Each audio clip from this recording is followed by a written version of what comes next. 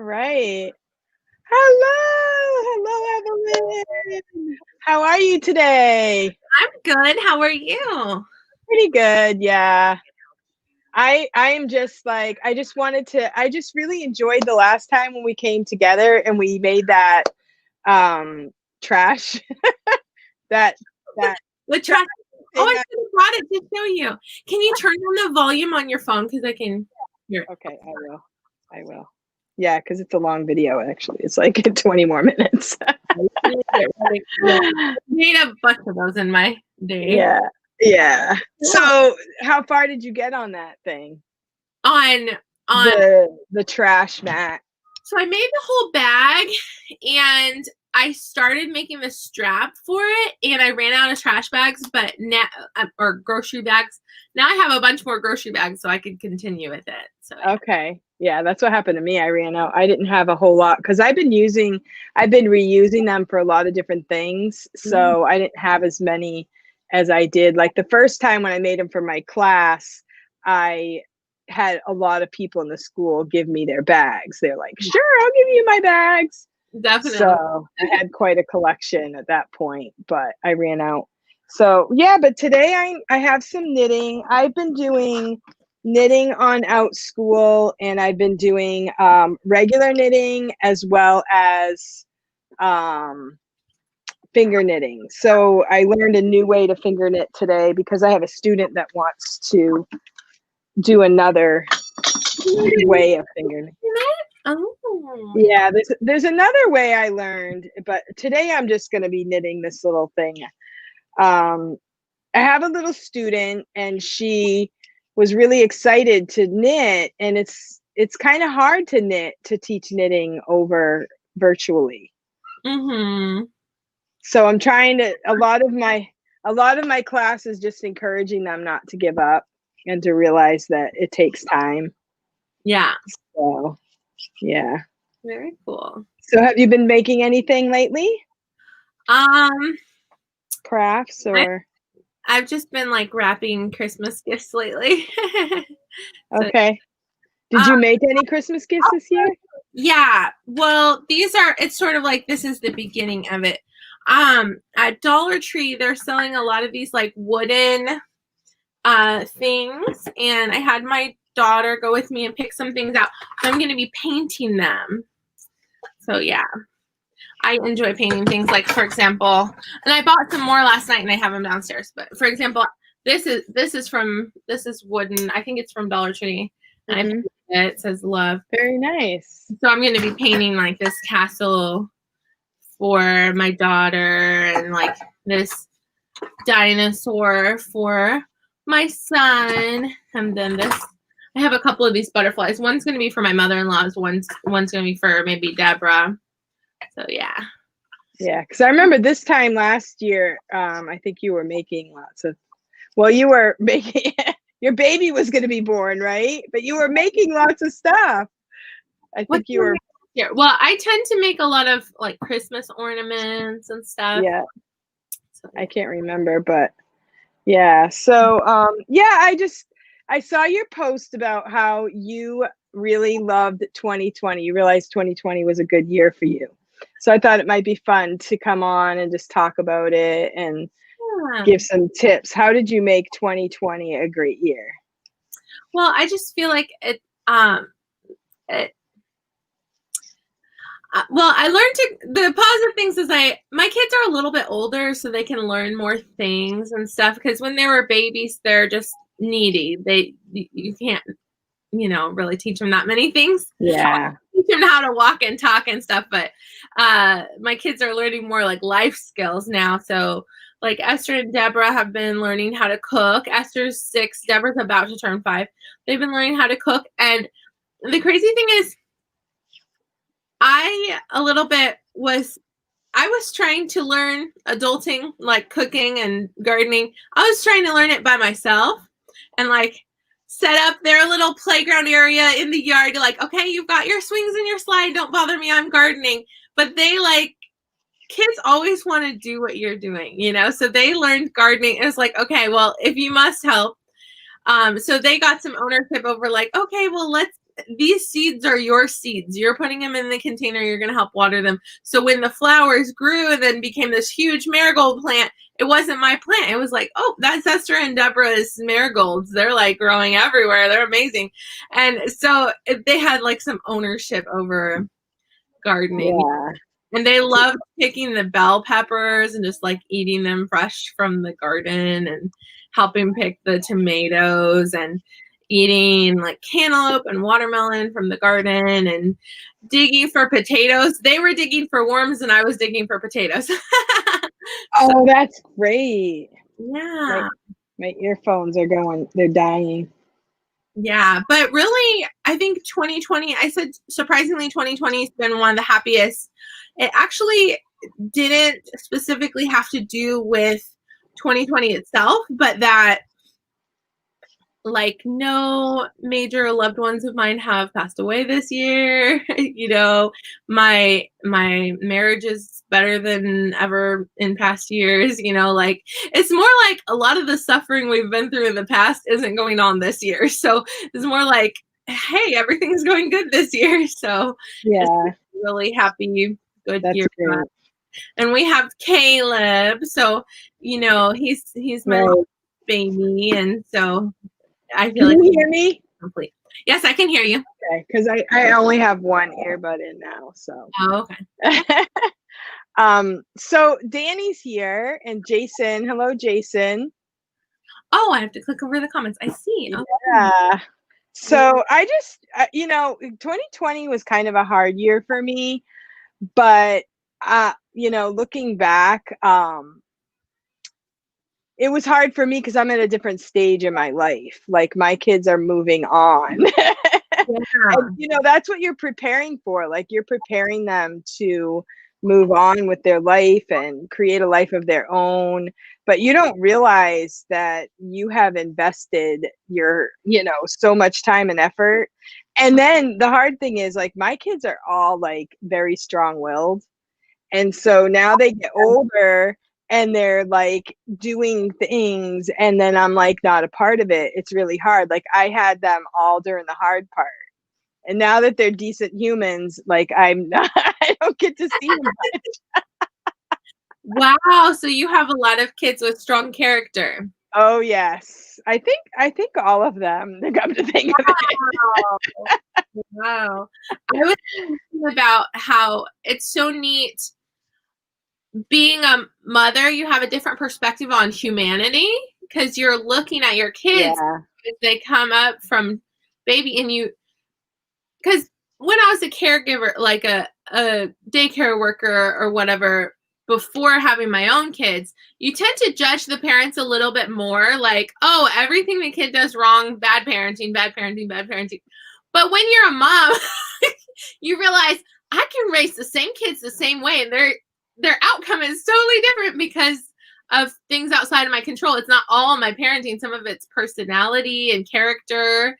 And some things that you might originally think is a good thing also has a bad side, or something you think is a bad thing also has a good side. So like character qualities, kind of like your best trait's also your worst trait, or your worst trait's also your best trait. Like character qualities, like Esther's a people pleaser like me.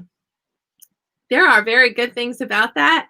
There are very negative things about that. Because what's negative about it? I don't think any of my kids are people pleasers. Oh, yeah, I think yours are. I am. I totally am, but my kids are not. Well, then you'll see it this way. For example, as Esther's sensitive and she wants to please us, so she's very helpful. So we ask her, "Hey, Esther, can you get me shirt and pants for Joshy, please?" And she gets it. You know, with no reward, no punishment if she doesn't do it. She just wants to make us happy. But if they do something bad and I'm like, bad girl, if I say bad girl, it breaks her heart and she's just that's destroyed. me. That's totally me. Deborah, in contrary, I ask her to do something and she says, no. I tell her bad girl and she says, so what? That was my oldest daughter. It's like, okay. Imagine my surprise. Yeah. You need to prepare your oldest daughter for the day that she has a daughter that tells her no, because Well, I she was so shocked. has yeah. Huh? She has siblings like that, so she's learning it. Yeah, you learn. So, Yeah, and that's what does help with siblings, but I no, sometimes you don't see the world the same way. Like a people pleaser does not see it, like you don't think it's going to really affect you because you always think that you can do something to make other people happy, and it's hard to realize that sometimes there's nothing you can do. when we're looking at the possibility of leadership or authority being corrupt, it's best Right. not to have the personality that you automatically obey. Those are the people Yes. referred to as sheep, and I'm a very Right. personality. I want to, okay, well, go with the flow, do what I'm told, behave, be good, be the good girl, right? It's a good thing when there's corrupt leadership to have somebody who questions all the time. Yes. Says, I don't know about that. I don't think so. No, I don't. Discernment. Yes. So we see that it's good to have that leadership quality of questioning, like, wait a minute, what's going on here? Not just automatically going with the flow and like, well, our leadership's kind of corrupt, but it's all we have, and I'm going to keep being good. No, I don't want to be good. What is this? No, this is not okay. We need to fix it. So we see the importance of having both types of personalities and how they kind of work together to make a good world, right? So it's interesting because as a parent, your perspective on humanity is different because you're seeing it from birth on. Whereas when I saw the kids after they've already been formed into a child, I'm like, well, this is all parenting, right? This kid is badly behaved. Obviously, his parents spoil him. That might be a factor in it. But Oh, I've told people, I can remember telling people that were like young adults that never had kids yet. I'd be like, just wait until you have kids. They will do stuff that you never would have dreamed that your kid would do. I mean, hopefully not, but sometimes they have a mind of their own. And the other thing is they grow up in a different world. Like my kids grew up in a different world than I grew up in. And even now as adults, they're facing things that I didn't really have to face, sometimes by their choice, sometimes by just the world that we live in. Yeah. So, you don't really know for sure what type of world they're going to be in when they get older. So that's why I'm thankful that I'm a Christian. I can read the Bible and God always has, the foundation for true belief. Like he says, obey the government, obey those in rule over you, but also be discerning. And there are times that you're going to have to rely on God only, and so Luann says she's popping in to say hi. I have a class and I'll watch the replay. Awesome, Luann. Yes, Joshua. Nope. I've got Christmas presents in here. You can't come in here, buddy boy. Go back downstairs. So no, buddy.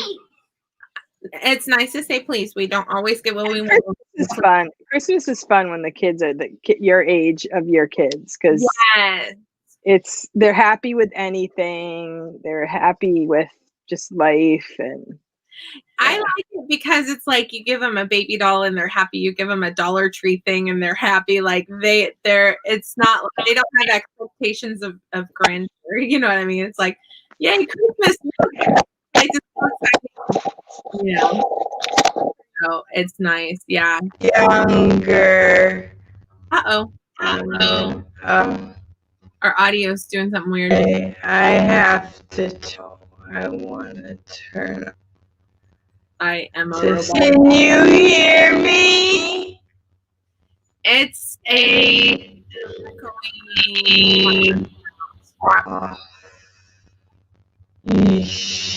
I don't know.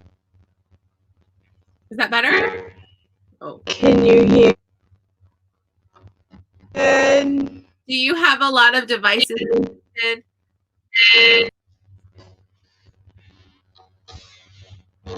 Why?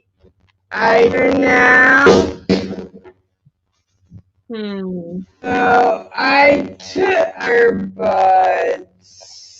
I don't know how to read the experiment. If this happens to do speakers, I love using this. AirPlay. Sounds like a robot. Sounds like a Maybe we can leave it. output. Okay, headset.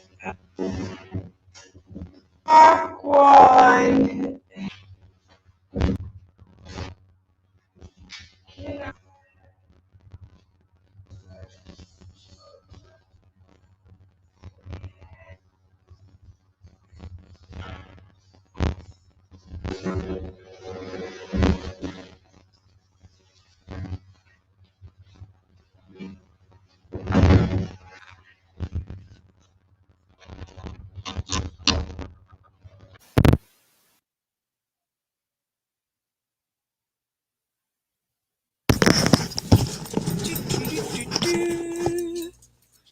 Bum, bum, bum, bum, bum. Connect. External headphones. Can you hear me now? Can you hear me now?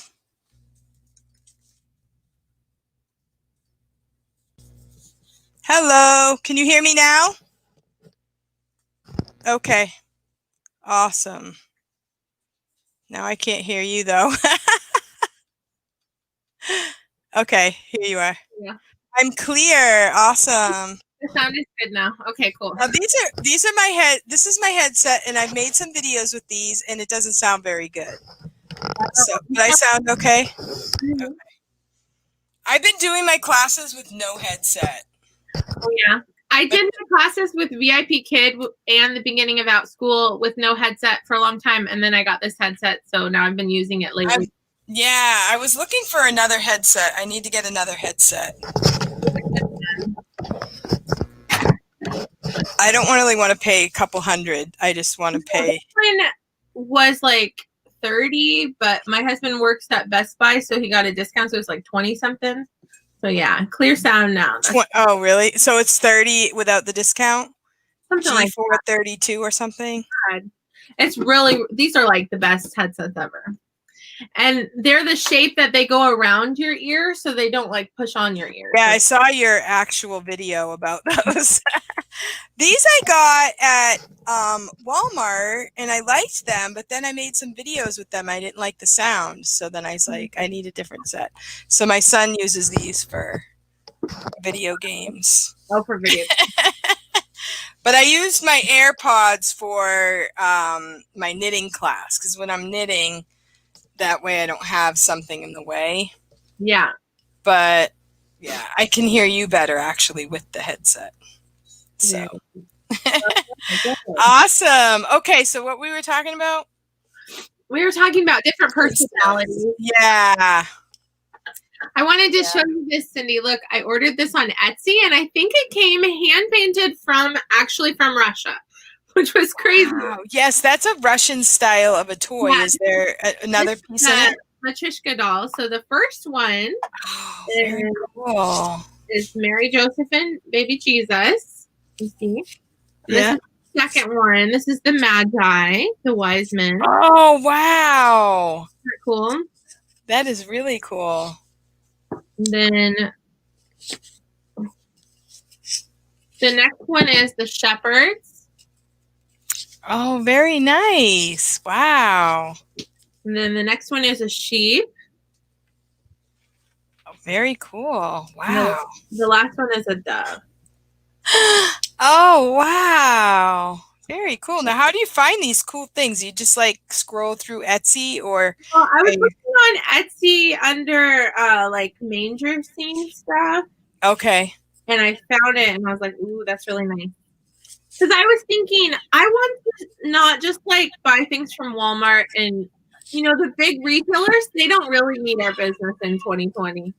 But the small businesses, like, That's true. this is from someone probably in Russia that's probably on lockdown and can't do his regular job, you know? So, or That's true. maybe they painted these for tourists, but there's no tourists right now, you know? That's true. Yeah, So good I'd thinking.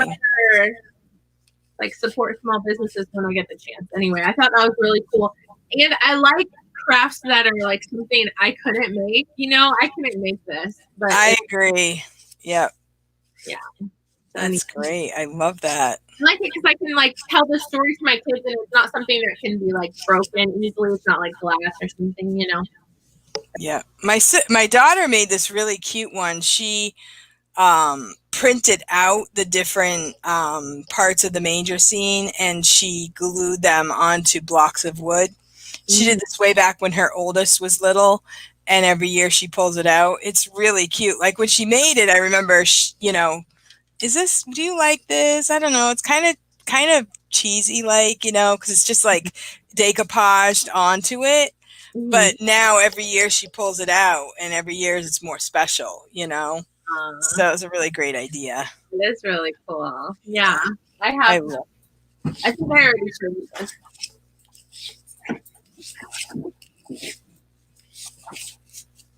Did I already show you this? Oh yes, I love this. Yes, I want to make one. I saw somebody in one of my friends. They made one, but the pieces were smaller. But Yeah, they are so cute. this is Mary and Joseph, and some of it's over on the shelf. But this is a donkey. My husband really made fun of this donkey and said it looked like a pig. This is my shepherd. Yep. Laura likes your nesting dolls. Yeah, yeah. Yeah. And this is like a angel. I have a few others. Now, you said you made like a little bit each year, or did you make anything new for it this year? Not yet, but the year is still young. We could make one anything. Yeah.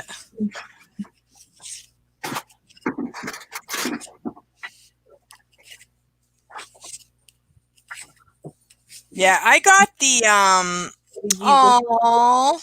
I got the little Tykes one. I had gotten that, and I put that out in my classroom at school, but the pieces get lost. Like, oh, that's why I haven't put these out yet, because my kids are gonna scatter them all over the house. So I wait till like right before Christmas and then put them. Oh, that's really special. I see you knitting, Cindy. I am taking time for the nest. Few minutes to spin on my spinning wheel. Okay, I've been trying to do it for a while every day this December. Very cool. I have never done the spinning wheel. I have friends that have tried it. Do any of you spin using a spinning wheel? I do not. I've never done it. There's a lady down the street from me, and she has sheep, and she actually will, in years past, she has actually sheared her own sheep and made her own wool. But I have not ever done it myself. Actually, one year we had up the other side of my street, we had a lady that had sheep, and we bought yarn from her, and we all made mittens, like me and 3 of my daughters. We all made mittens. I do not mind spelling errors on social media. I don't count. Laura says, sorry for the spelling errors.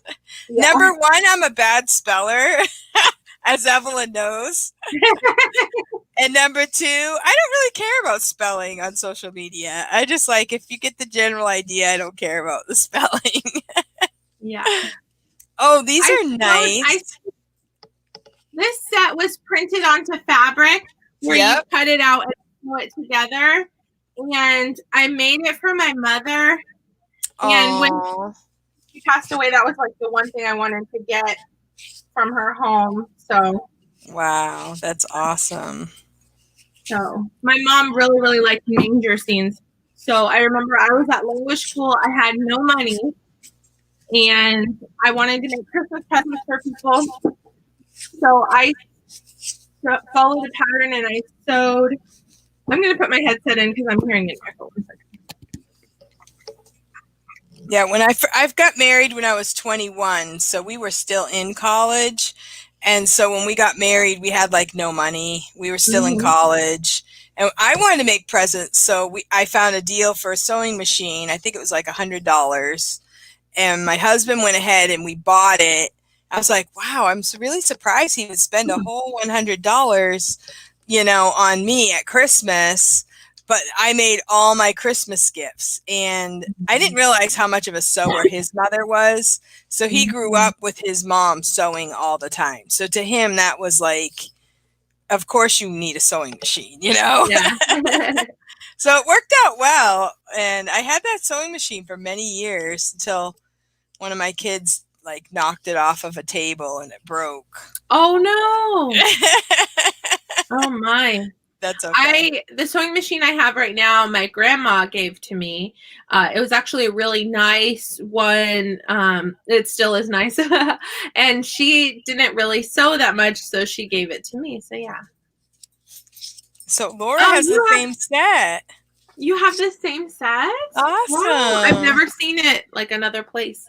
That's so cool. Yeah. So at the language school I went to, we weren't allowed to work a job while we went to missionary language school. So that was hard for me because when I was in Bible college, I worked like a bunch of jobs. Like I babysat for a family. I worked in the mailroom, coffee shop. It was one job doing both. I worked in the cafeteria, like washing dishes and serving food. And on weekends, I worked at the grocery store as a cashier.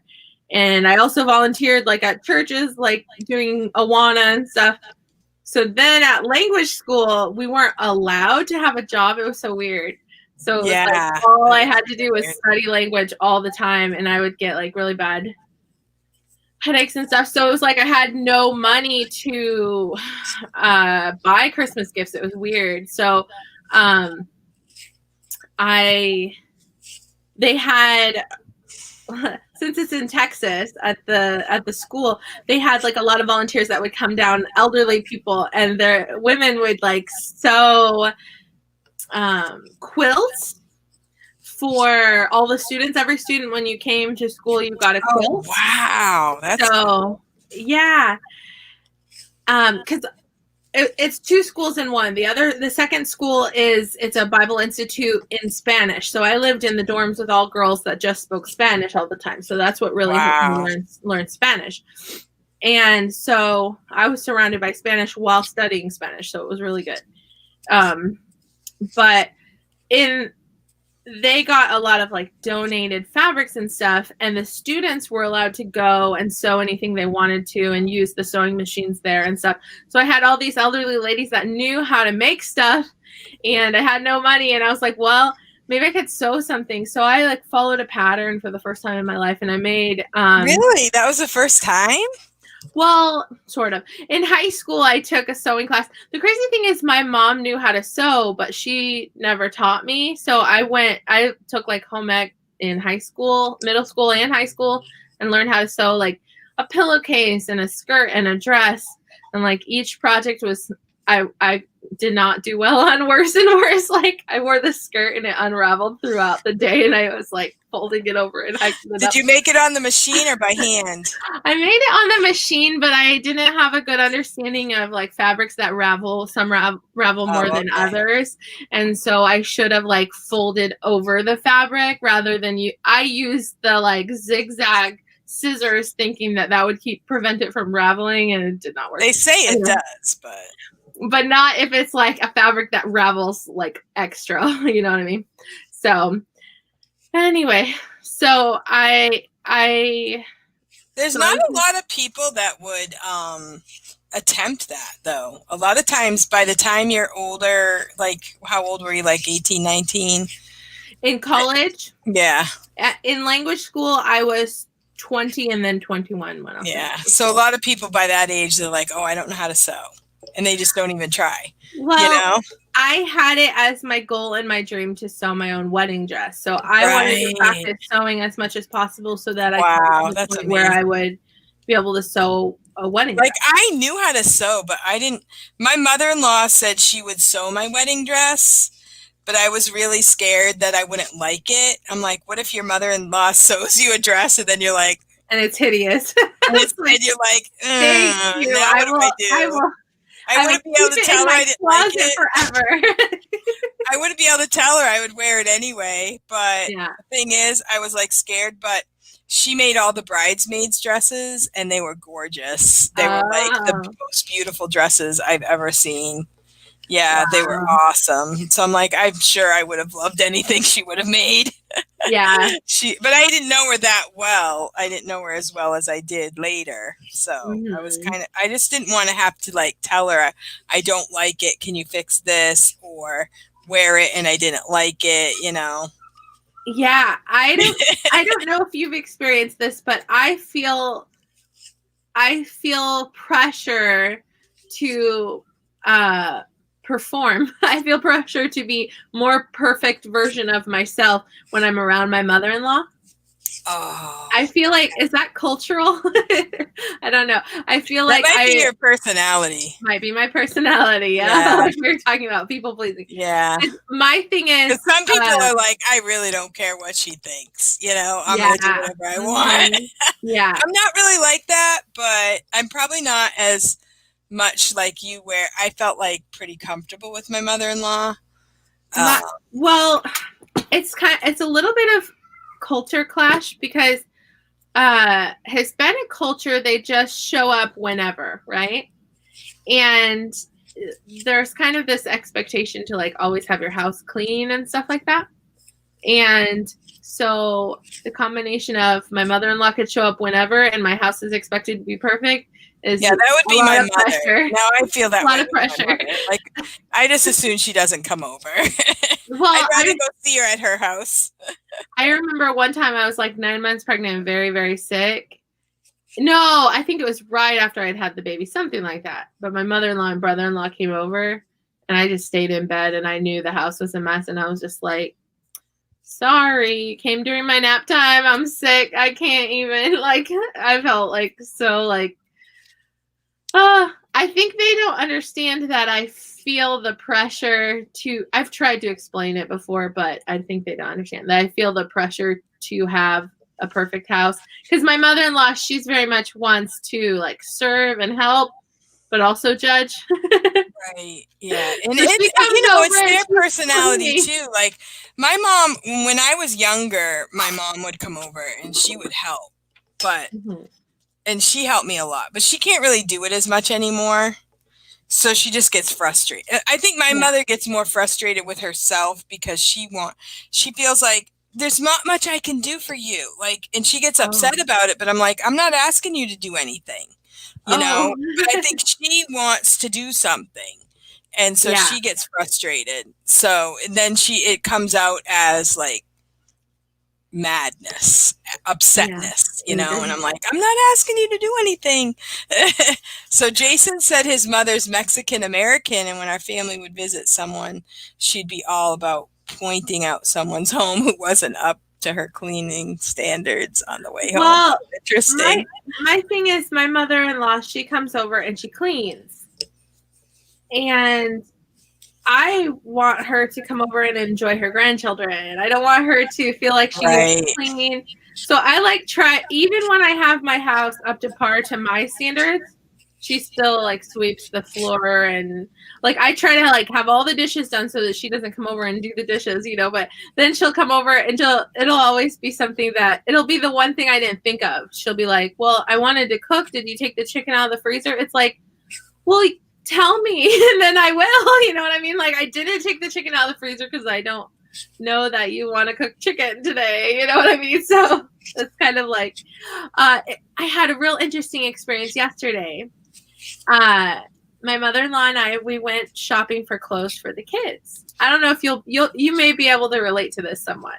Okay, so we went to Burlington because we have different perspectives on spending money.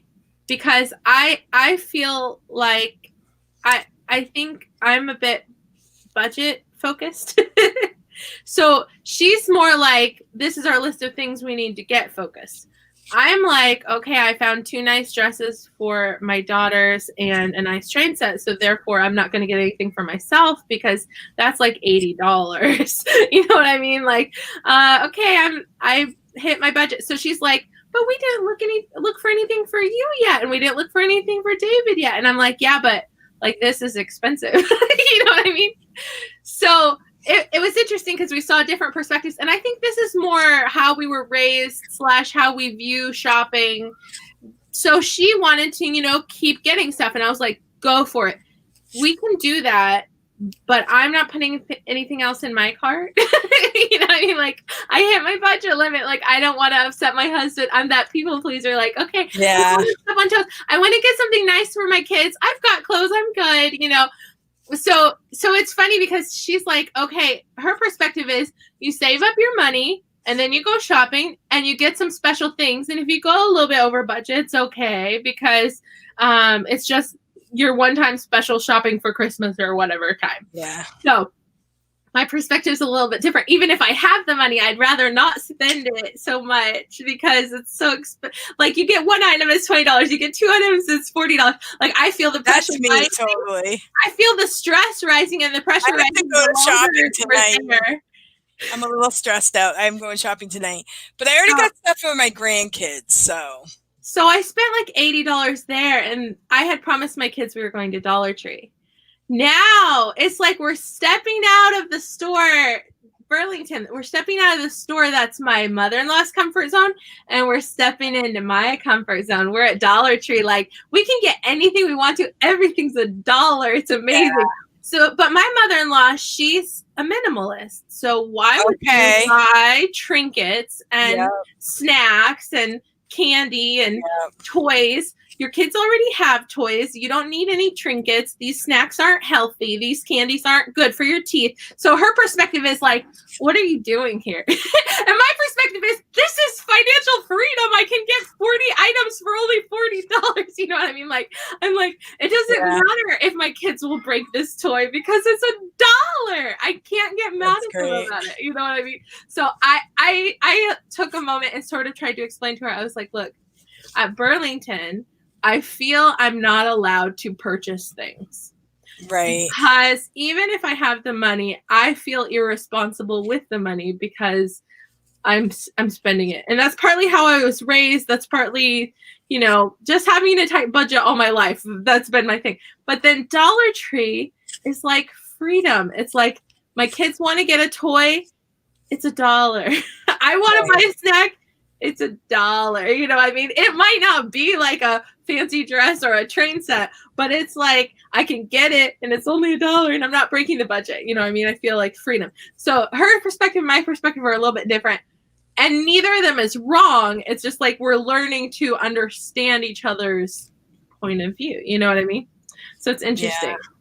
It's a hard time. Like when you have a big family and a low budget, it's really hard. And especially like, I don't like to buy things that people totally don't want. Like they're just going to throw it out. And I spent $20 on it. I mean, I really didn't want to go to the toy section at all because I had my kids with me. Oh, so we just had the girls with us and the boys were home with daddy. So I had my almost 5-year-old and my 6-year-old. So I've got my people pleaser who's going to be okay with it if I say no. And I've got my 5-year-old that may throw a tantrum in the middle of the store. So it was like, okay, they each have a toy that Abuela's getting for them. Let's go before they find something expensive. You know what I mean? Not that I'm afraid of my kids throwing a tantrum because I'm fine, but I like to avoid those sorts of situations. You know what I mean? Virtual hug. Hello, Audrey. I like your hat.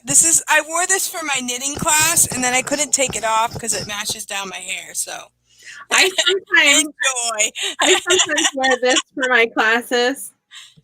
I made this a few years ago, and this is a flower. I thought I made these for Christmas one year, so everybody liked them.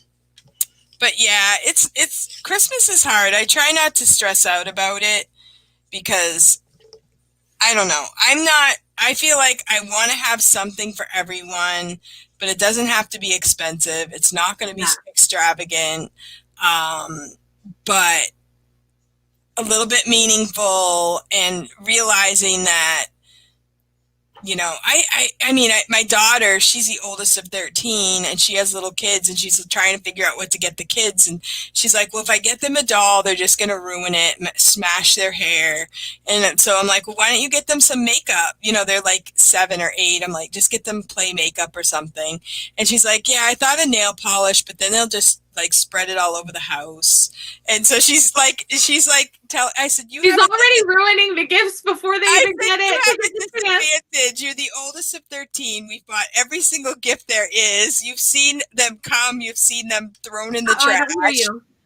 Oh, you can't hear me? Say it again. Oh. So you've seen them thrown in the trash. You've seen, you know, all of every toy, you know, nothing lasts. So I told her, I said, just keep in mind, whatever you get will get broken, will get used, and it's okay, you know? Kids are kids. my mother-in-law, it's so cool. It's interesting learning from different cultures, like if you're open-minded, right? But also like learning from different people, but also it's helpful if they understand your perspective too. Well, going back to what Jason said, I wanted to ask him if that's the same for the men. Are the men picky too about cleanliness? Oh, I'll tell you about Hispanic culture. Hispanic culture, the man is the king and the woman is the servant. Okay, maybe this is going to seem offensive to some people. Okay, so it's a little bit different. Okay, it's sort of like the culture is well, I guess it's also changing as well. Hispanic culture is about one generation behind ours as far as, you know, the homemaker, the woman's the homemaker, right? But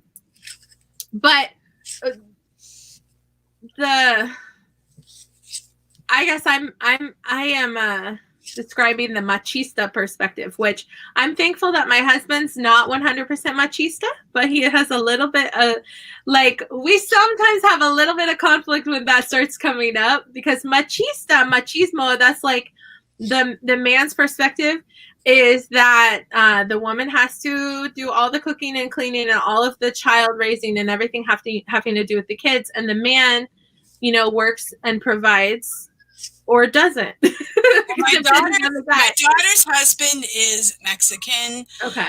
But he, you know, she works and he's really good, like with the little kid. But yeah. I don't really know what it's like at home. And I know they've been to my house. He's very quiet. He doesn't say anything. He doesn't, you know, but I'm like wondering, okay, is he thinking, like one time they came over like mid-afternoon and nobody said like, they wanted supper or anything, like, and I think he was looking for food, but I didn't have any food because I'm not the type of person to just whip out food any time of the day. I do like morning, noon, and night, you know, and they came mid-afternoon, so I wasn't thinking provide supper. Yeah. And then he was kind of looking around and they were getting ready to leave, and then he said he was hungry, and then I felt really bad. Oh, I think Hispanic culture. I messed up. I think Hispanic culture, somebody shows up to your house and you like make them some rice or something. Not like a whole meal, but you might offer them some like, oh, you want some cookies, you want some juice, you want a little something. So, but you know, he's learning about your culture while you're learning about his, kind of, you know. Yeah, to me, it was like, if you stay until 5, you know, we'll have dinner. But if you come at like 3, I'm thinking you're just going to come, stay for a little while and leave. Yeah. And sometimes they would come and hang out. And even if I have food, they'll leave and then they say they're going to a restaurant. I think he'd rather go, like my dad was that kind of way. He doesn't mind visiting people and then he'll go to a restaurant instead of eating even my food. Yeah. So, it depends on the person. Yeah. I felt like next time, I don't know, they're not really coming over much anymore. So I'm like, maybe they don't like me anymore. Oh, one thing I don't really like about Hispanic culture is that the woman cooks all the food. And in American culture, supposedly, like, we're supposed to all sit down and eat at the same time, right? That's different in Hispanic culture. They serve the man first. Then after he eats, then the children eat, and then maybe the woman will eat in the kitchen later. And I don't like that because I feel like that's disrespectful to the woman. But Hispanic culture at the same time elevates the woman, the mom, the mother of the house. She's the one that's like looked up to and adored and appreciated because of all of her sacrifices that she makes for the family. So, and a lot of times in Hispanic culture, the father's kind of absent or absentee, and it tends to be sort of a mother-led household type of thing. But it really depends on the household. Like, for example, I think my husband and I, we've been growing up during our marriage together because we both sort of didn't have either of our parents in the home when growing up because both of us, our dads weren't in the picture and our moms were working all the time or whatever. So we sort of just like figured it out on our own kind of thing. So now that we're parents, we're figuring out like adulthood on our own. So we're kind of like learning from scratch how this works. So he actually does the laundry. My husband does the laundry. And I, do the cooking and the dishes and stuff like that. He sometimes will help like sweep the floor or something. But originally when he would help with those things, he would expect me to just like be so like, why are you not thanking me so much right now that I helped you with your job type thing? And I'm like, because it's not my job. It's a partnership. Because in America, we help each other. So he's sort of a little bit learned that. Okay. And I'm like, and you need to learn to be thankful when I do the things because, like, we're in a partnership, So when we had our first two kids were girls, he said, I'm not changing their diapers because they're girls. If we have any boys, then I'll change the diapers. So then when we had boys, I'm like, your turn. And he's like, I don't like changing diapers. And I'm like, I heard with the first two kids, you weren't going to change any diapers. It's your turn. So occasionally he'll change the diapers with the boys, but he doesn't for the most part. But he always gives the boys their bath. Like, that's the one thing he would always give the babies their bath. Because I would feel like when they're so fragile and slippery and little, like I would feel like awkward giving them a bath. So when they're brand newborns, we would both wash them, like give the baby bath together.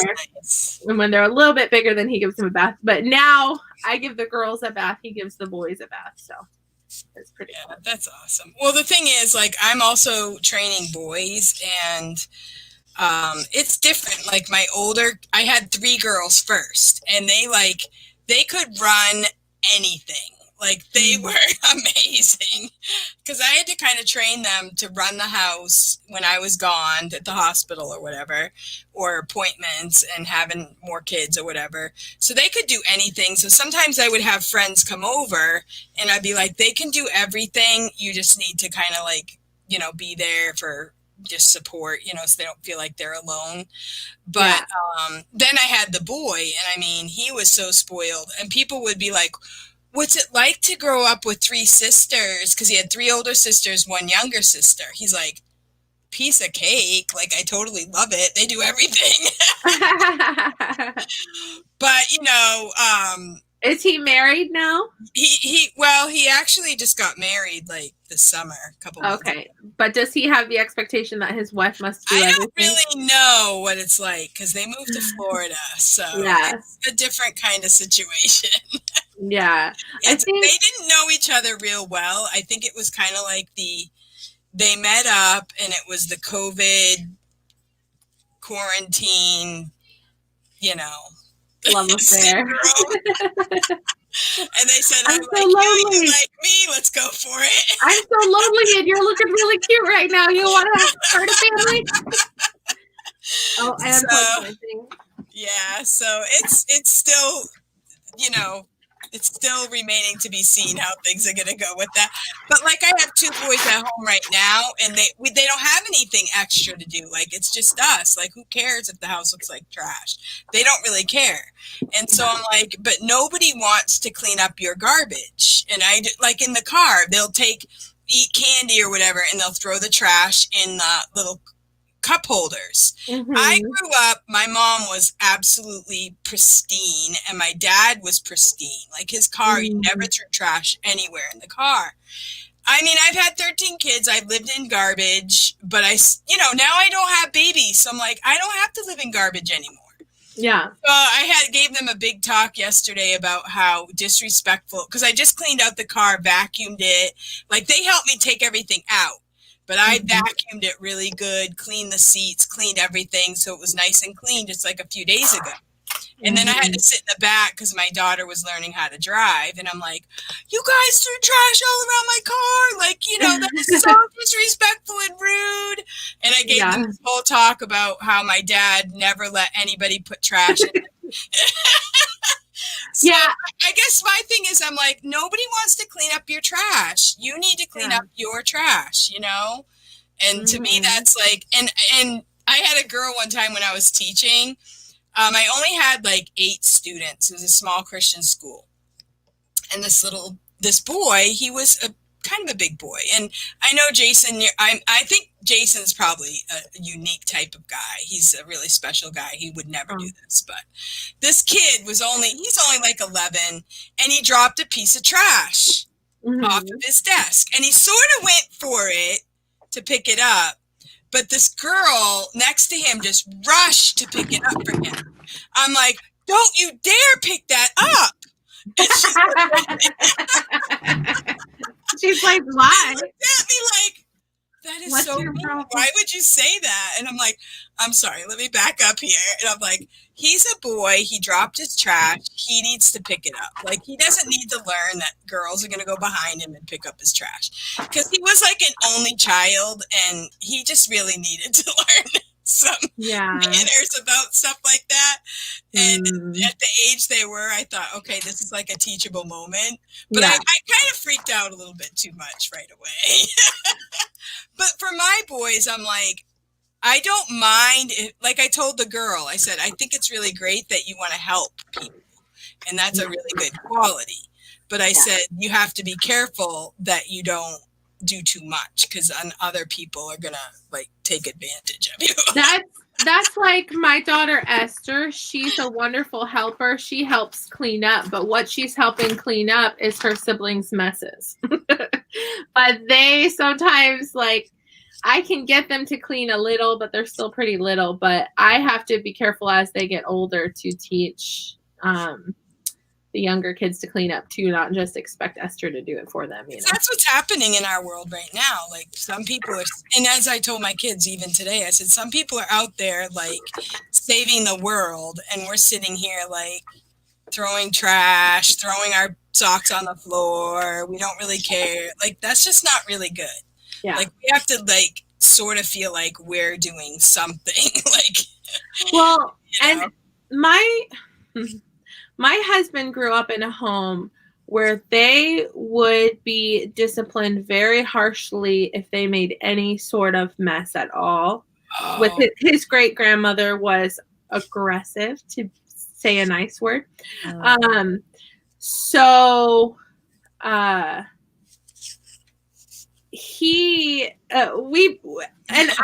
I grew up.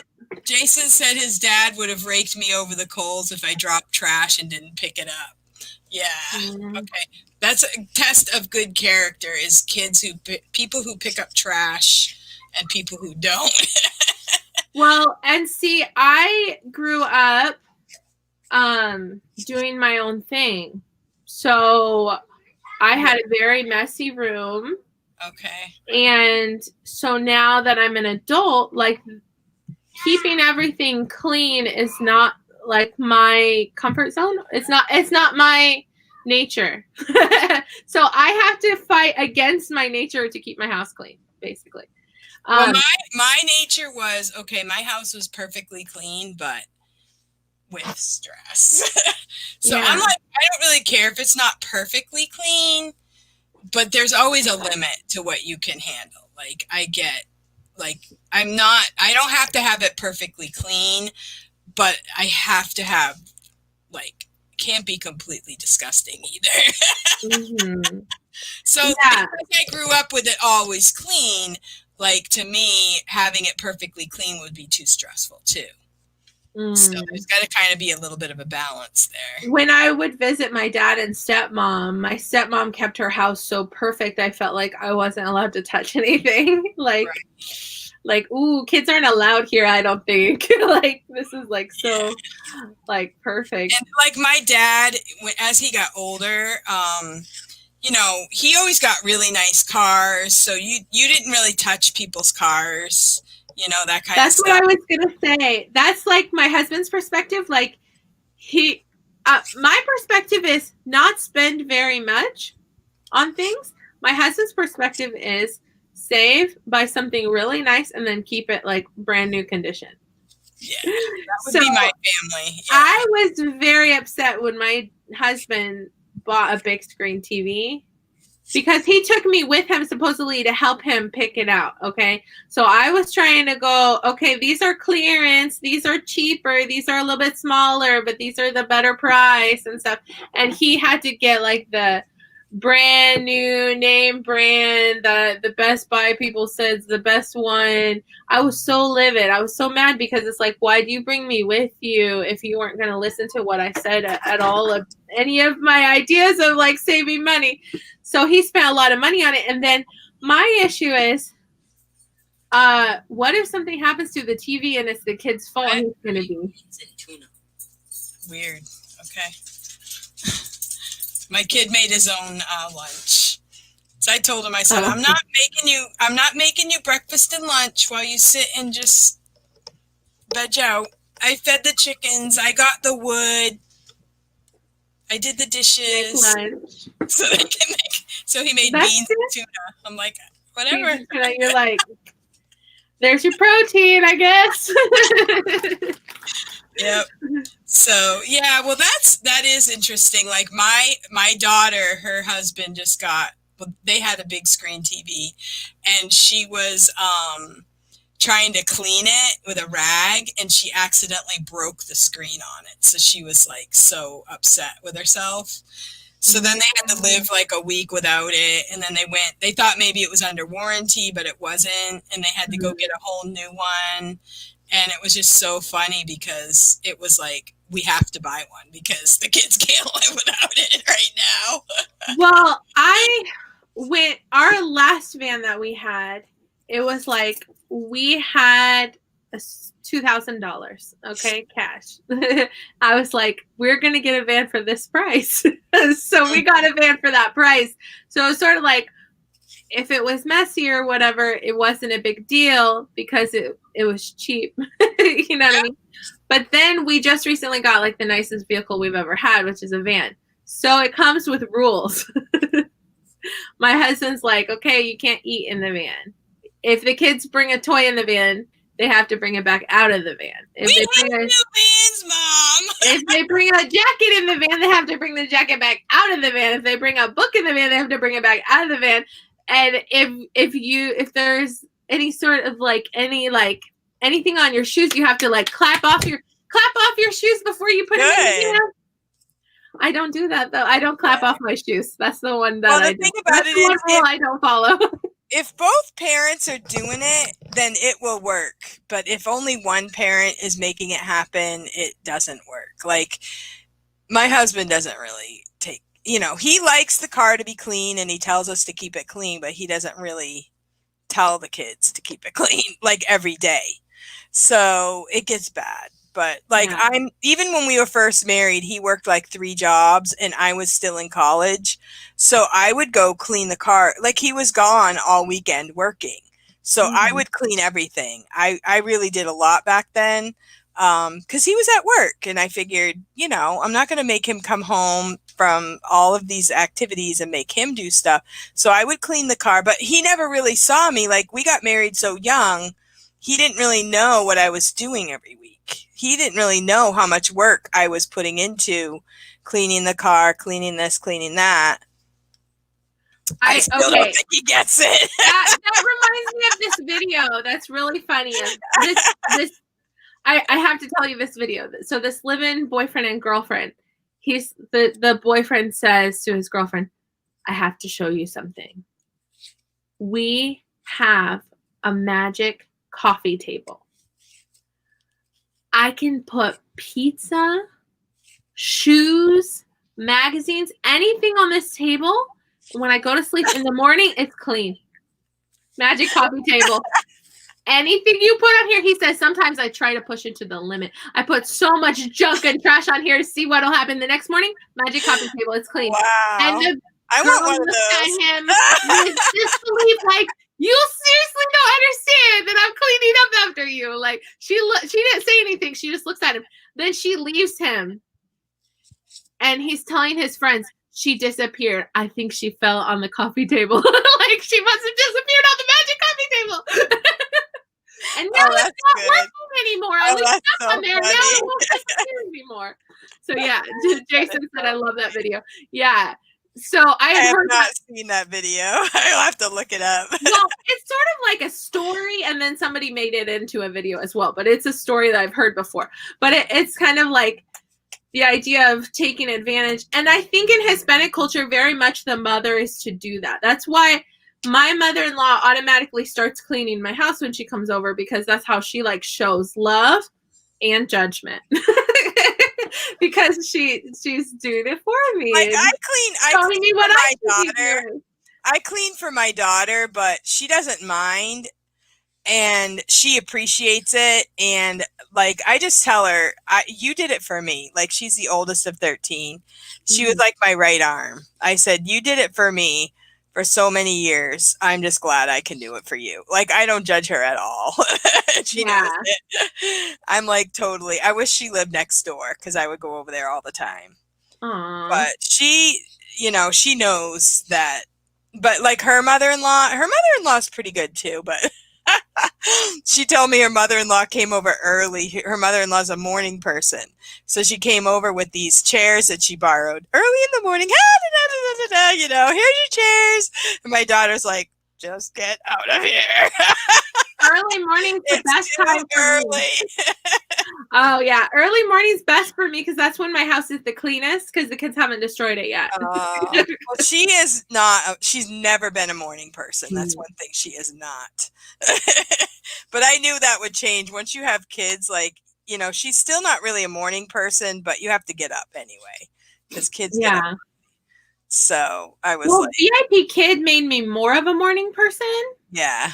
Because, but I guess I don't know. I am not a morning person at all. I don't drink coffee or soda or anything like that, so it's just like natural adrenaline. But I've been enjoying sleeping in on VIP Kid standards. Sleeping in, like waking up at 8 a.m. is like glorious.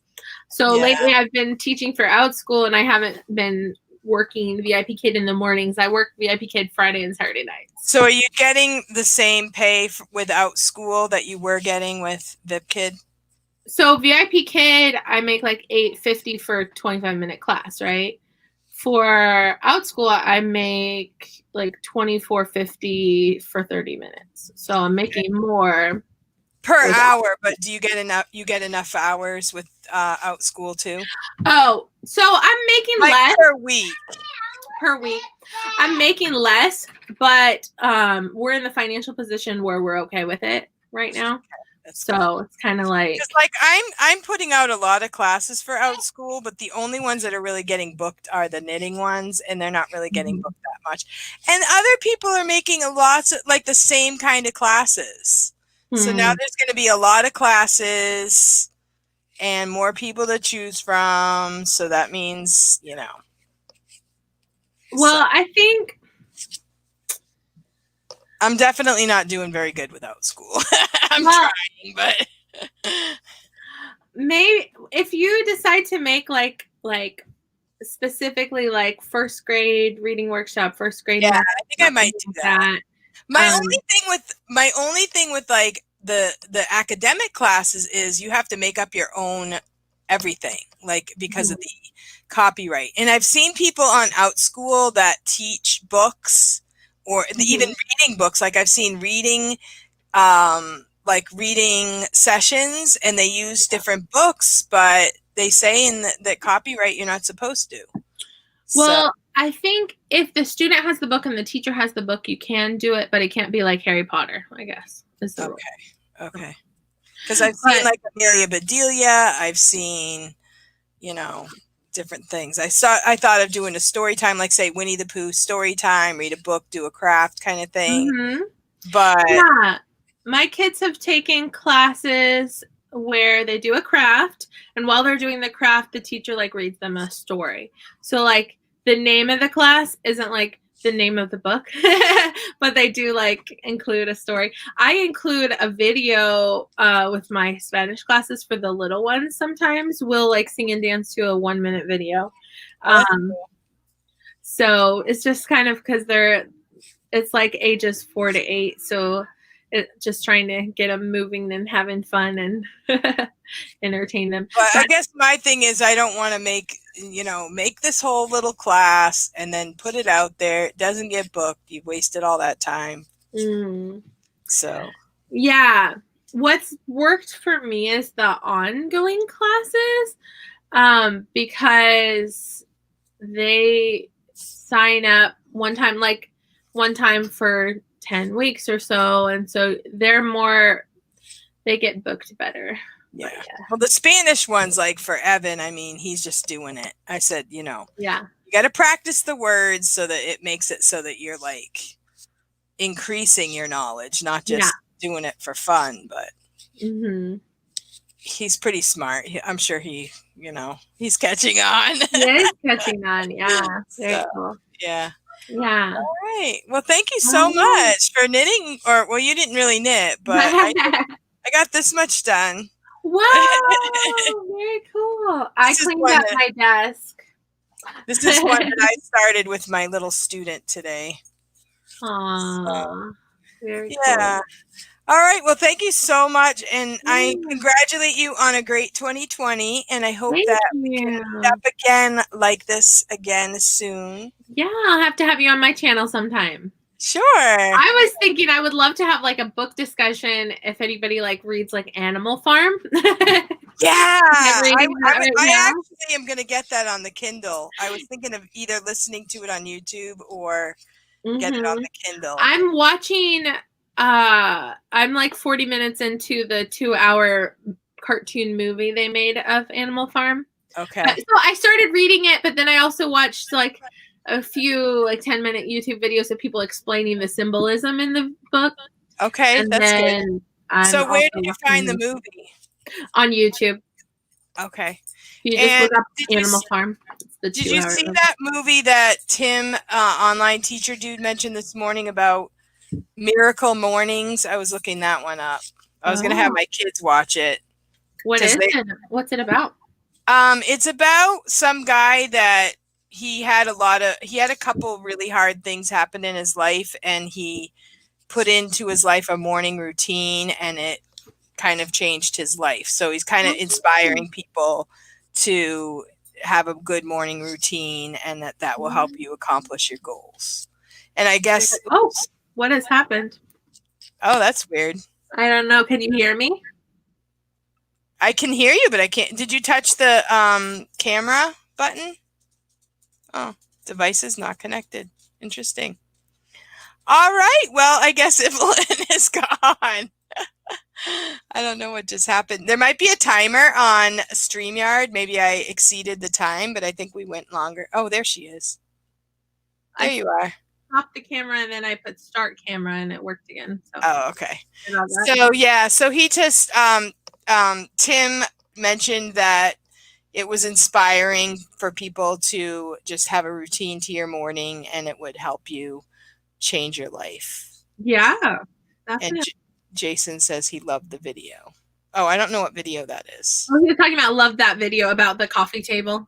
Oh, the coffee table. That's right. But it's funny. It says 1:10. It's not even. Oh. I'm looking at 1 hour and 10 minutes. Okay. 1:19 p.m. Okay. So, yeah. So I'm going to look that up, the Animal Farm. That would be good. I will definitely read it if you want to meet up. Allegory. It's an analogy of Russia. Yeah, I read the synopsis. Yeah. So it's a little dark. there might be a few deaths in this story. And that's why probably I was not recommended to read that. I think it was like mature content. Yeah. Nowadays, mature content is everything, like, is fine. Well, it's I always say, like, we could go about life, like, we could put our head in the sand and be like an ostrich and pretend like nothing's going on. La la la, I'm happy, everything's good. Or we could, like, choose to be aware of how politics works and how evil governments take over good ones, or evil governments take over evil governments, and how things have happened in the past. Be good students of history as to not repeat it again. Because and to be aware of, the dangers that, like you said, when you're a people person, you don't really expect people to be evil or mean or deceptive or take advantage. Like, you don't, in my lifetime, your heart, you expect that of others, but that might be a reality. And being in church work, I've been shocked. I have absolutely been shocked with people. Betrayal. Yeah. So I get it. Like, it doesn't, I've seen it personally. So now I'm just seeing it like on steroids. Like on a larger scale. Yeah. So I do believe those evil people are the people in power, and they do the same kind of backstabbing, but it affects a whole country. Well, you know what I was thinking? Okay. And we're on YouTube. So YouTube owners may watch this video. Yeah, right. We're so popular.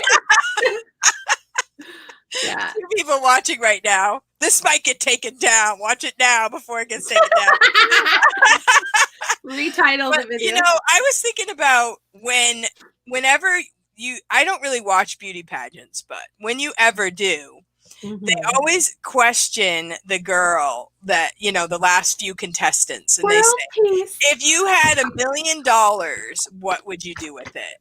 And they always say that they would give it to the poor, and they would want peace all around the world. And how much does your dress cost? No, but the thing is, look at right now, the people that are thriving during 2020 are the executives of the world type companies. And are they doing good with all that money?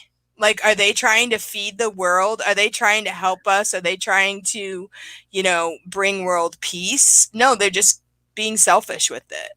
So, I did a study years ago for my kids. I said, we've always lived on a budget. We've always had to struggle. We've always had to look for deals. But I said, that's how Jesus lived. Like, Jesus lived. He was born. He had nothing. And he lived very poor. He could have chosen to be born in 2020 and be head of Facebook. Do you ever think about the passage that says the love of money is the root of all evil? Oh yeah. And how true that has. And I told my kids, I was going to say, I did a study on all the people that I could find that had won the lottery. And what their lives, because I've heard that, so-and-so won the lottery and then his life was a disaster. So I looked it up for myself, and I looked up several cases where the people won the lottery and how terrible. Like this one guy, I'll never forget. He married like his high school sweetheart. They were married for many years and they lived very frugally. They were perfectly happy. He won the lottery and he just went crazy. He bought everything he could find. He got corrupted. He ended up in a divorce. He lost and then in the end, he lost all of his money, all of his family, the whole 9 yards. And so I told my kids, I said, we think that we would thrive. Like right now, if I had a lot of money, I know what I would do with it. But if you actually got the money, maybe you wouldn't. Maybe that would be your demise, Yeah. So that's what I think of right now. The people that are in power, that have money, that have the power to bring about good in this world, and they're scaring us to death. It's kind of sad. Yeah. Well, it's interesting because like I heard one Will Smith, actually, I heard him say that he thought, and I'm not saying he's like anyway, he was looking back on a mistake he made early on. He thought that if he could make as much money as possible, like he had a girlfriend cheat on him, and he thought, if I make a lot of money, like, and I get married, my wife will always be faithful to me because I have so much money. And he realized later on how that's not true. And then later I was watching a video about Princess Diana, and it's like they had all the money and he had this side girl. That was so sad. That was such a, because I was like her age, kind of. Like she got married. I remember when she got married, I watched her wedding live on TV. And I didn't understand everything back then. I just kept thinking, why does she want to marry a guy so much older than her? Like, I wouldn't really like that, but she was so beautiful and she was so nice. Like, I didn't understand much of it at all. I just loved her dress and I thought she was really nice. She was beautiful. Like, I didn't realize how much of a cad he was. But yeah, it was a sad, sad story. Yeah, but it's interesting because people, they have one perspective like, oh, if we have everything, then of course we're going to be so happy and faithful to each other, and we have so much money. Why would we look for anything else?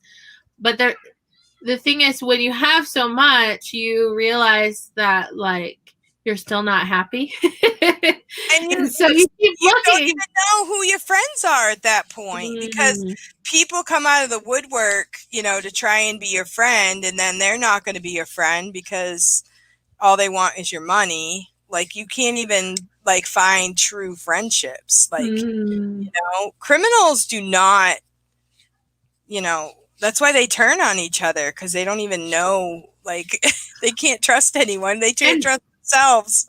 Politicians turn on each other as well. And that's something that we see in Animal Farm, is that, like, they started off with the idea of, like, okay, we have this evil master, the drunk man that doesn't feed us right and he makes us work hard and all this stuff. We're going to overthrow him and we're going to run this animal farm, just the animals, right? But then one pig has to overthrow another pig, and then another, like, the leadership starts turning on each other, because one of the first rules they made was that animals shouldn't kill other animals. But then how quickly they start going back on all the rules that they make in the beginning. Like, they make all these rules, and then the leaders don't follow their own rules. And wow, that does sound like yeah, and then the people suffer more under the new dictatorship than the one they overthrew. So tyranny rules, and the leaders, the pigs, the leaders, they eat well while they're making the chickens and the sheep work so hard, and the horses, all the working class that are working so hard, they get scraps. And that's how socialism works. Socialism says, you know, first day of socialism, everybody gets double food portions. But then comes winter and the pigs are eating well and everybody else is starving. And it's like, that's socialism. That's what happened in North Korea. That's what happened in Cuba. That's what happened in Venezuela. You know, they overthrow this government that is imperfect and does have its imperfections. They overthrow it to make something better, but they don't have a good enough plan.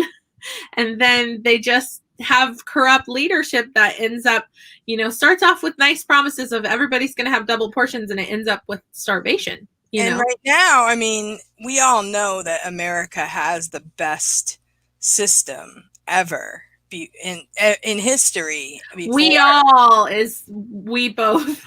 Not everybody in America knows that, but yeah. Well, we you know, historians know this. People all around the world know this.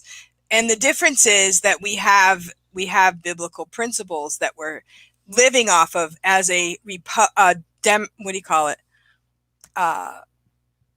Democratic Republic? No, what's the word? I can't think of the word at the moment. Constitutional Republic? Well, like, where we're living by documents, not just by, you know, the whims of people. Yeah. And that's what people don't understand right now, is because they've gotten away from studying the Constitution. They don't understand. They think we live in a democracy. So if everyone is a criminal, then we get to do whatever we want. But democratic, is that what I want? Democratic Republic? No, I can't think of the word at the moment. Constitutional Republic?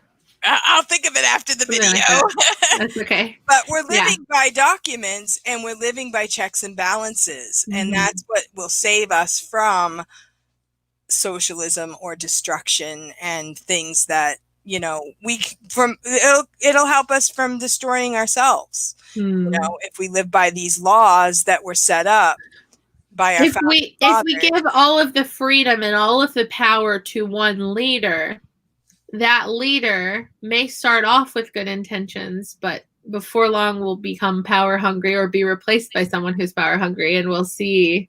Right, but if that leader, like, well, we don't have one leader in our country. Exactly. People think we do, but we don't have one leader.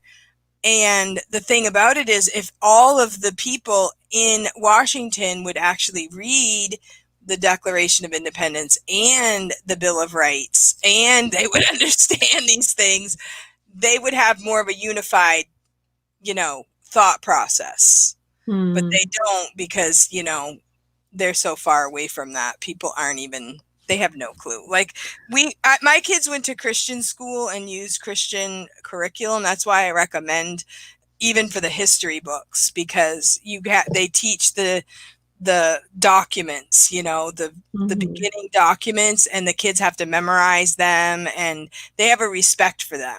And they know that we don't live by a democracy. Democracy is dangerous. You know, you don't want to live by a democracy, full-fledged democracy. So, you know, that's where the checks and balances are important. And it's for our safety. It's for all of our safety. It's not for my safety. It's for everyone's safety.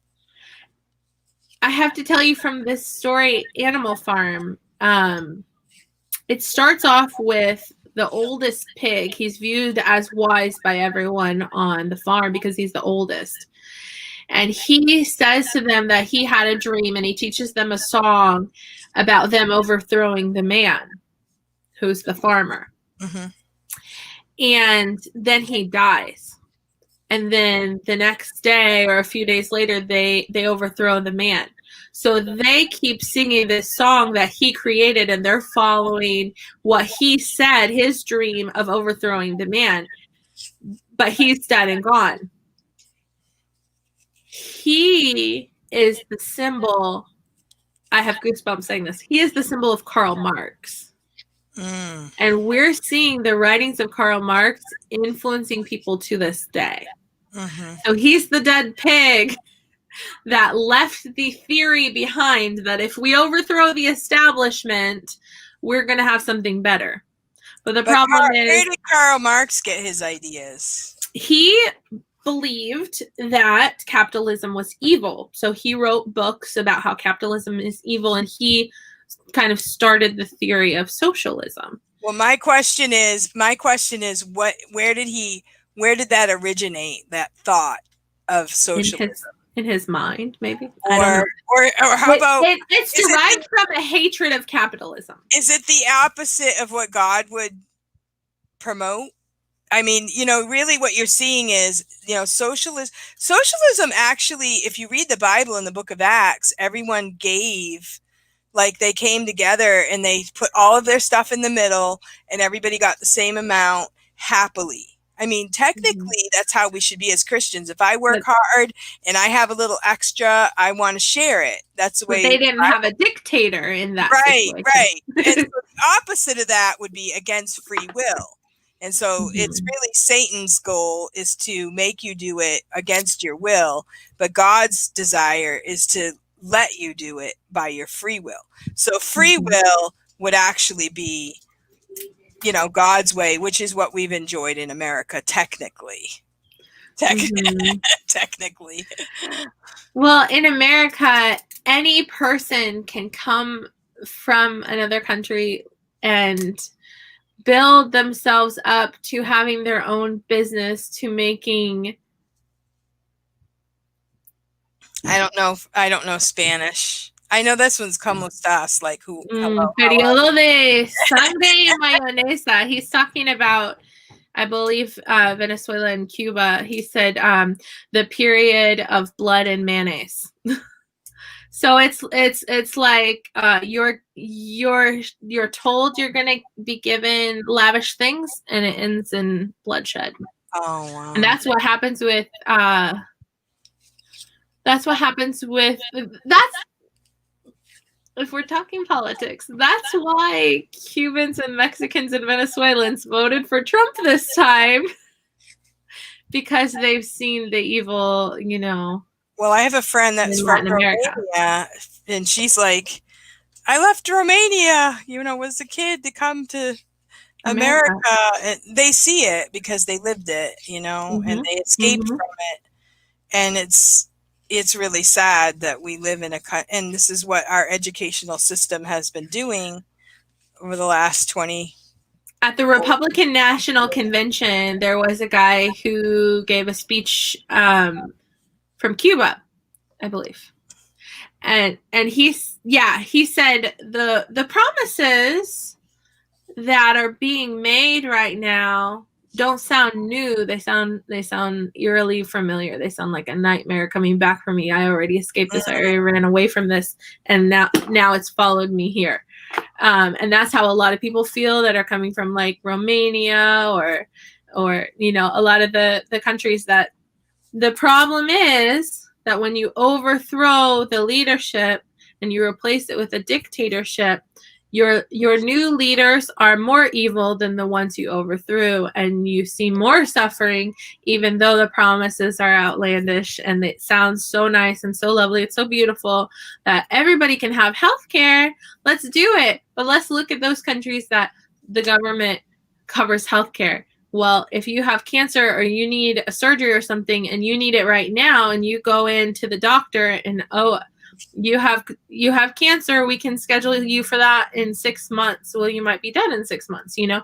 Whereas capitalism, or if you're over 70, we're not going to bother helping. They might deny you, yeah, or they might say, oh, it's not a necessary procedure or something like that. When you put the power over your well-being in the hands of the government, is going to be misused. When you give all the money to the government to disperse it, they first put most of it in their own pockets, and then they give pennies to the people. So unfortunately, we can't trust the government to disperse wealth equally, because the first thing they do is the pigs are feasting and the servants are the peasants, that's us, are starving. So the only people that socialism works for are politicians, unfortunately. And that's why politicians love it, because they get rich on the backs of the people, but unfortunately the people suffer. And so we see the sangre mayonesa. I haven't heard that before, but I believe he's talking about. But we don't want to debate the issue. I mean, come on, we don't want to really. Well, we don't want to talk about it or anything. If we lean into our nature of being sheep, you and I was thinking about it. It's so much easier just to go with the flow and let whatever happens happen. C'est la vie, you know, like, you know, live and let live. It's not going to be that bad. It's going to take a while. I do me, you do you. The problem with that is, that's how evil people take advantage, and they're like, okay, while you're laying back, I'm going to take over. You know, so the problem is also, have you seen the movie Ants, A-N-T-Z? I have not, but I heard that was let me eerie compared with. 1 second. I'm going to see if I can pull something up. Give me Is that the cartoon one? The kids' cartoon one? Yeah. 1 moment. Okay. Okay. Let me see something.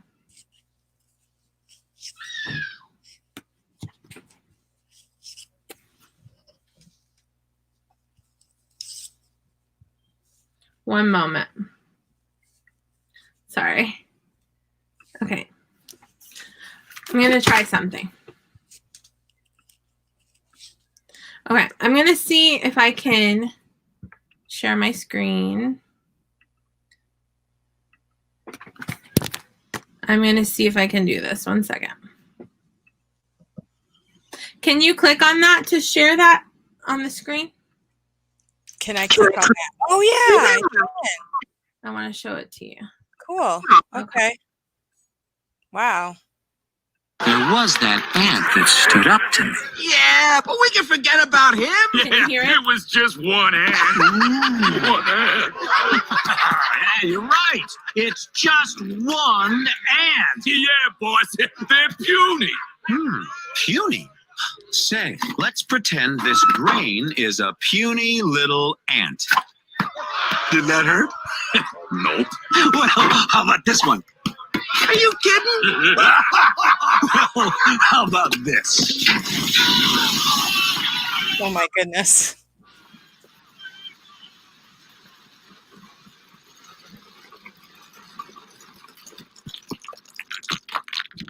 You let one ant stand up to us, then they all might stand up.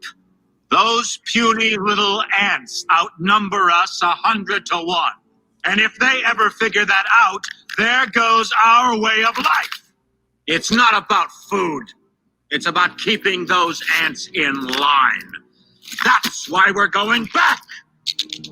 Does anybody else want to stay? So that's an analysis, like the leadership, which is just a few people, right?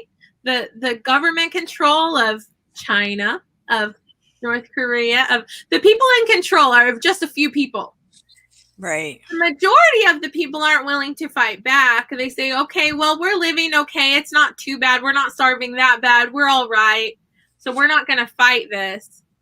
And that's how the government leadership wants it. It's like, while they're not fighting back, we have control. But as soon as one of them stands up, we need to squash it, because if they all stand up, we can't handle it, basically. So that's the problem with tyranny.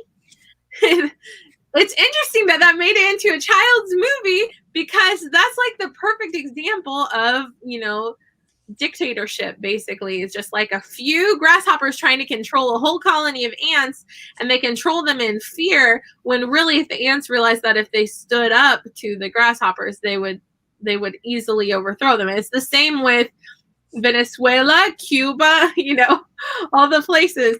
But the part of the problem is the evil leadership overthrows the not so evil leadership, and then they create this new, supposed to be socialist utopia, and it doesn't turn out how it's supposed to. Well, that's the thing. You got to know what you're doing, like who you're standing with, because you don't want to overthrow. I mean, any leadership is going to be flawed to some degree. Mm-hmm. And that's, I've seen some people just say, I don't want this certain leadership, so I'm going to vote for the other one. But, which one's worse?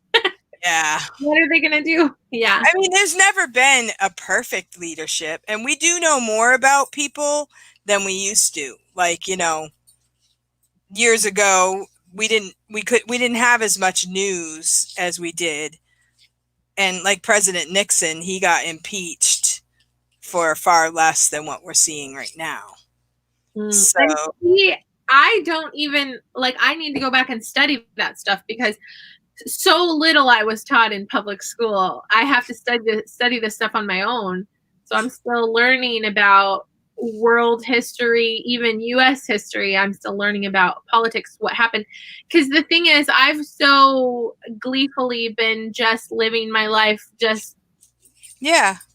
thinking everything's going to be okay. Yeah.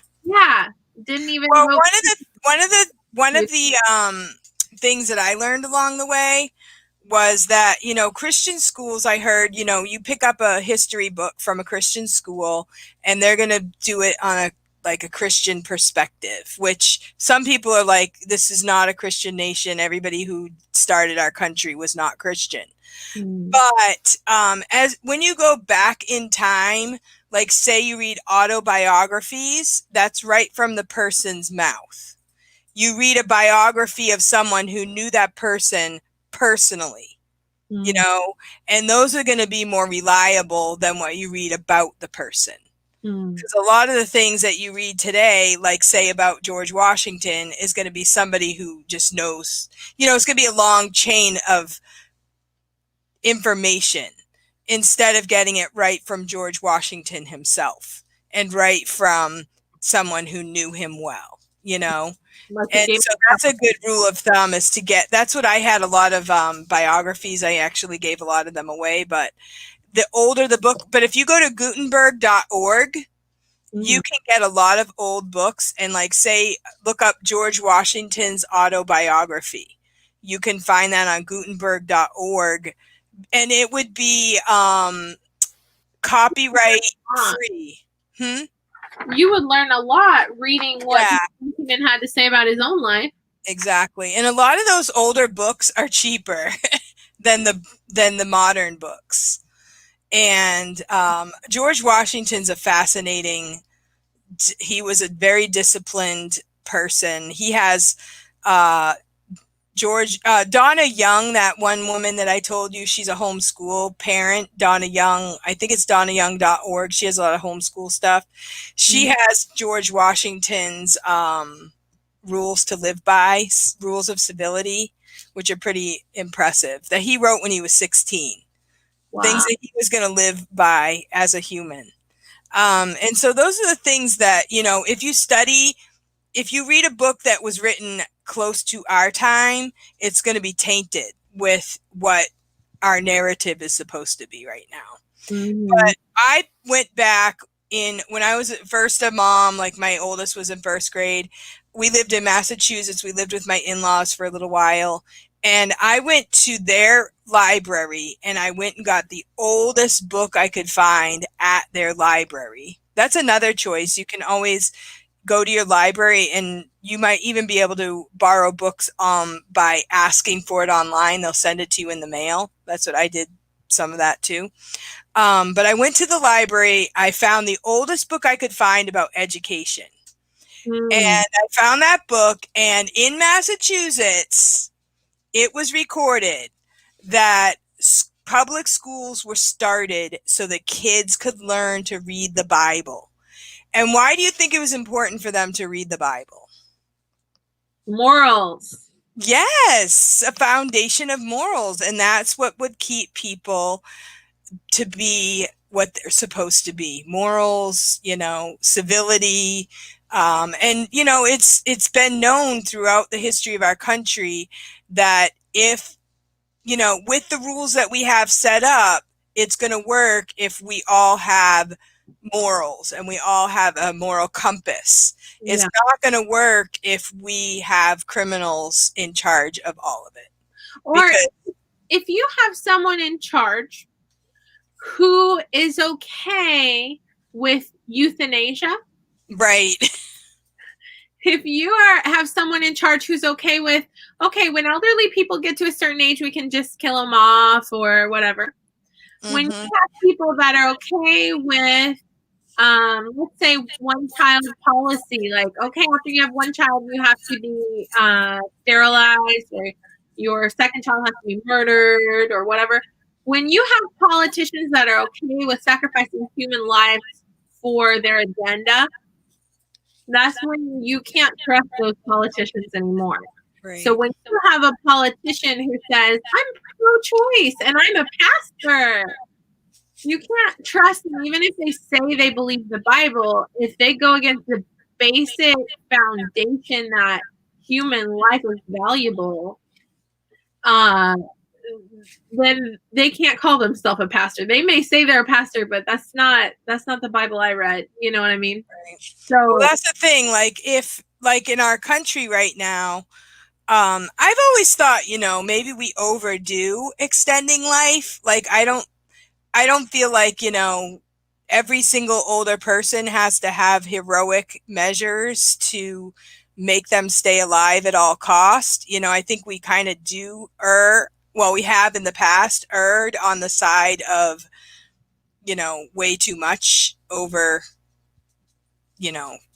intervention. But I do think that a lot of it should be, individual. Some people don't want heroic measures. I'm ready to go when it's time. I don't want, but then there's other times where you're like, they do want that, so it's always been a choice in our country. And personally, I'm like, if it's my time to go, I want to, best that can happen is go peacefully, but I don't want to be forced into it, Yeah. Well, So I don't know if I should give the example, but like my mom, she passed away peacefully in her sleep listening to Christian music, and then they revived her and they put her on a ventilator, and she suffered for a few more hours until she decided to take her off the ventilator. So it's kind of like it would have been better if she had passed peacefully rather than on a ventilator, just kind of forcing her to keep breathing and stuff when she was already mostly gone, So, but I don't know if that compares, but yeah.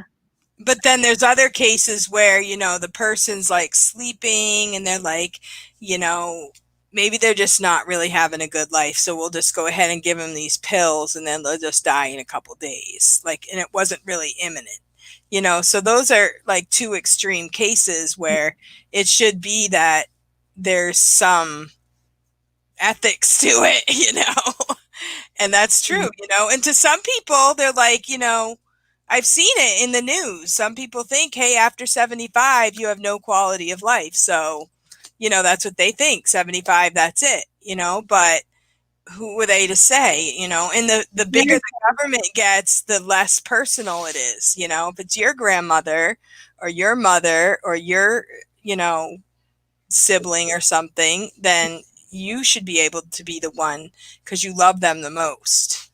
And that's again those politicians that they say rules for thee but not for me. They want to say, okay, other people's lives should be cut off at 75, but I get to live till 95 or whatever. Like, right. The politicians that set up these rules aren't so eager to follow through with it for themselves. And again, it reminds me of the pigs that are feasting when everyone else is starving and working hard, But anyway, I have to get going because I need to make lunch for my kids before I have to go too. Yeah. All okay. Right. Thank you so much. Have a great day. Bye.